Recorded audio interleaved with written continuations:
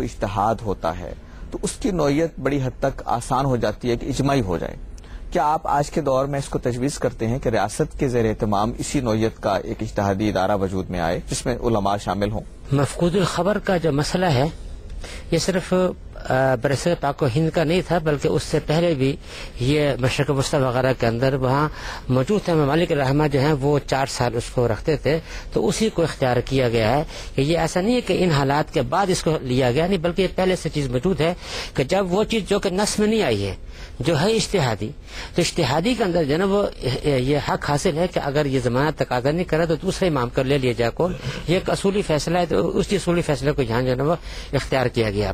یہ صرف مولانا تھانوی صاحب کو نہیں تھا بلکہ اعلیٰ حضرت کا بھی یہی تھا جو ان سے پہلے تھے، انہوں نے بھی اسی چیز کو اختیار کیا تھا. ایک بات تو یہ. دوسری بات یہ کہ یہ کہنا کہ جی اب اسٹیٹ جو ہے نا وہ اگر ساتھ اگر ہو تو اصولی طور پر یہ تو کام ہی مملکت اسلامیہ کا ہے کہ وہ اسلام کو عملاً طور پر وہ نافذ کرائے. جب وہ نافذ کرائے کہ تو باقاعدہ اس کے پاس قوت ایک نافذہ ہوگی اور ایک مقننہ کہہ لیجیے گا. جب وہ بنائے گی قانون ساز قرآن کی روشنی کے اندر، قرآن سے روشنی، تو پھر وہ قوت نافذہ اس کو عمل درآمد کرے کہ وہ زیادہ آسانیاں پیدا ہو جائیں گی. لیکن یہاں جو صورتحال ہے کہ وہ اسٹیٹ نے اس چیز کو اپنے اختیار سے بالکل ماورا کر دیا ہے اور اس نے آزاد چھوڑ دیا ہے، جس کی بنا پر یہ چیزیں سامنے آ رہی ہیں. مگر ادروائز وغیرہ دیکھا جائے تو یہ اسٹیٹ ہی کی ذمہ داری بنتی ہے کہ وہ اسلام کی اصل تعلیمات پر عمل درآمد کرائے.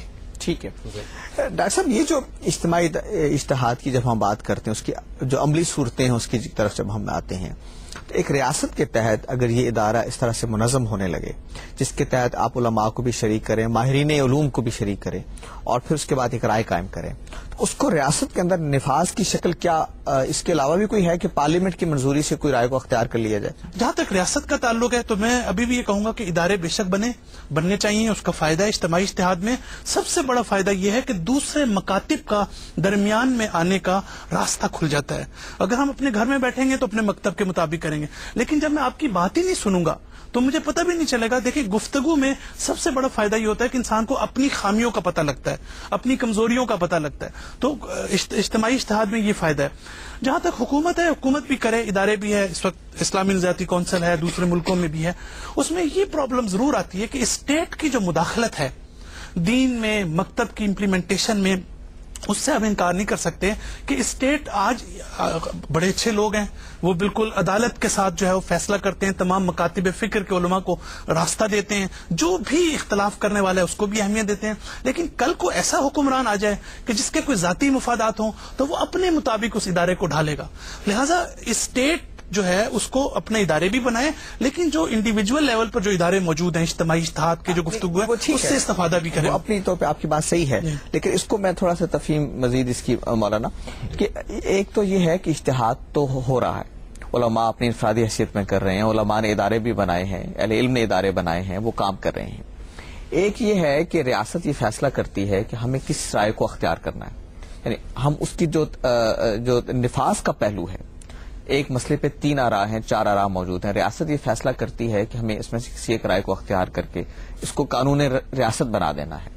اس میں ایک شکل تو یہ ہے کہ وہ علماء کی ایک مجلس بلائے، علماء کی مجلس بٹھائے اور وہ جس بات کی طرف رہنمائی کریں اس کو اختیار کر لے. ایک یہ ہے کہ اس کے پاس ایک پارلیمنٹ موجود ہے. پارلیمنٹ خود کوئی رائے قائم نہیں کرتی، لیکن وہ معاشرے میں موجود آراء اہل علم جو دے چکی ہیں ان میں سے کسی رائے کا انتخاب کر لیتی ہے.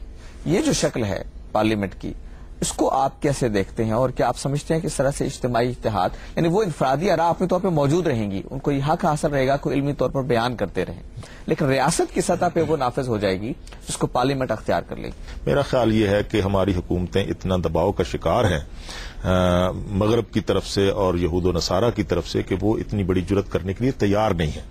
وہ یہ چاہتے ہیں کہ جس طرح عیسائی اداروں میں یہ ہوا کہ وہاں چونکہ مذہب اور ریاست بالکل الگ ہے، یہاں بھی یہ چاہتے ہیں کہ مذہب انسان کا ذاتی معاملہ ہو اور ریاست کے ساتھ اس کا کوئی تعلق نہ ہو. تو اس لیے آئینی طور پہ پابند ہیں. میں عرض کرتا ہوں آئینی طور پر وہ کس کس بات کے پابند ہیں اور اس کی کتنی پابندی کر رہے ہیں یہ تو ہمارے سامنے ایک بڑا کھلا منظر ہے. لیکن جہاں تک تعلق ہے اس بات کا کہ پارلیمنٹ یا کوئی ادارہ، ہمیں اس میں پارلیمنٹ کو حق دینے میں بھی کوئی انکار نہیں ہے. مسئلہ یہ ہے کہ پارلیمنٹ کے انتخابات کے لیے الیکشن کمیشن وہ اصول اور ضابطے طے کرے اہلیت کے لیے کہ یہ لوگ جو ہیں وہ اجتہاد کرنے کے قابل ہیں.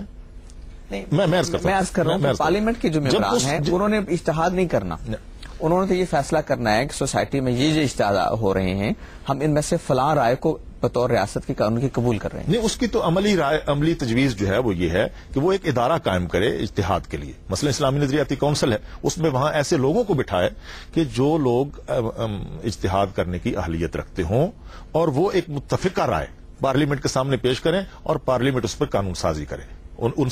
ہم تو اب تک یہ مطالبہ کرتے چلے آ رہے ہیں کہ اسلامی نظریاتی کونسل کی سفارشات جو ہیں انہیں پارلیمنٹ میں لایا جائے اور ان کے مطابق قانون سازی کی جائے. لیکن اگر وہ کوئی ایسا ادارہ قائم نہیں کرتے اہل علم کا، اور انفرادی طور پر جو ہے وہ جو اجتہاد ہو رہے وہ تو جمع کرنا ایک ایسا پانڈورا بکس کھولنا ہے، اور وہ بہت سی یعنی اتنے مشقت میں اپنے آپ کو ڈال دینا ہے. یا تو وہ تمام ثقہ علماء پر ایک ادارہ قائم کرے، یا اسلامی نظریاتی کونسل میں ایسے لوگوں کو لے جائیں کہ جو اہل ہوں اجتہاد کے، جب وہ ایک رائے کر کے ایک سفارش پارلیمنٹ اس پر قانون سازی کرے. پروگرام میں حاضر خدمت ہوتے ہیں لیکن تھوڑی دیر کے بعد.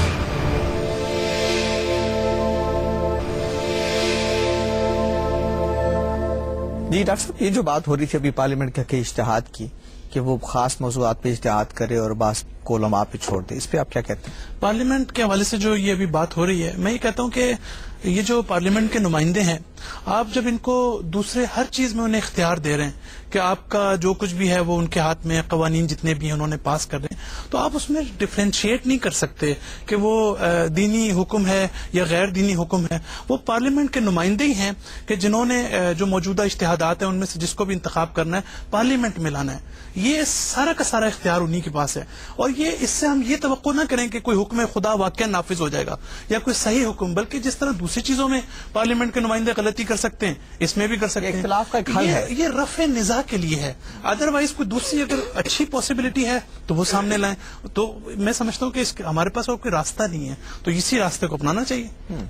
جی، اجتماعی اجتہاد میں عرض کروں، اجتماعی اجتہاد کا جو ذکر آپ کر رہے ہیں، پارلیمنٹ میں جو کم از کم پاکستان جیسے ملک میں جو پارلیمنٹ ہے، اس میں تو مذہبی جماعتیں بھی ہیں جو الیکٹ ہو کے آتی ہیں.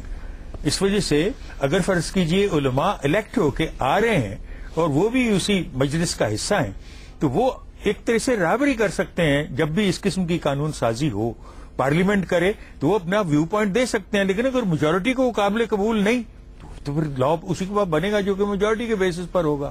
جی، اس کے اندر گزارش ہے کہ اجتہاد کرنے کے لیے جو اپنے شرائط ہیں، اگر ہم ان کو ملحوظ خاطر نہیں رکھیں گے تو یہ سارا نظام جو ہے اپسٹ ہو جائے گا. عدلیہ کا اپنا ایک سسٹم ہے. آپ ایک میڈیکل سائنس کے ماہر کو لا کر بٹھاتے ہیں آپ جج کے طور کے اوپر، وہ بیڑا غرق کر دے گا سارے کے سارے فیصلوں کا. اسی طرح ایک عدلیہ ایک جج صاحب ہے، ان کو بٹھا دیں آپ کسی انجینئرنگ لائن کے اندر آ کر، وہ تو ختم ہو جائے گا سارا. اس لیے اس مقننہ کے لیے ضروری ہے کہ وہ افراد ہمارے معاشرے کے اندر مقننہ کے اندر جو سیاسی جماعتیں وہ دیتی ہیں کرتی ہیں، ان کے اندر کیا صلاحیت ہے اجتہاد کرنے کی؟ اس سے اختلاف نہیں ہو رہا.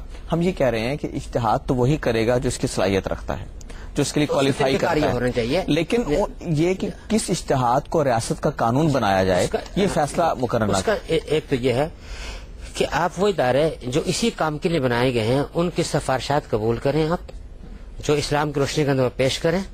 ایک بات یہ، اور دوسری بات یہ کہ وہ جو کچھ بنے گا قانون سازی ہوگی وہ سواد اعظم کے اعتبار سے ہوگی. اتبعوا سواد الاعظم، حضور کا فرمان ہے جو میجارٹی کے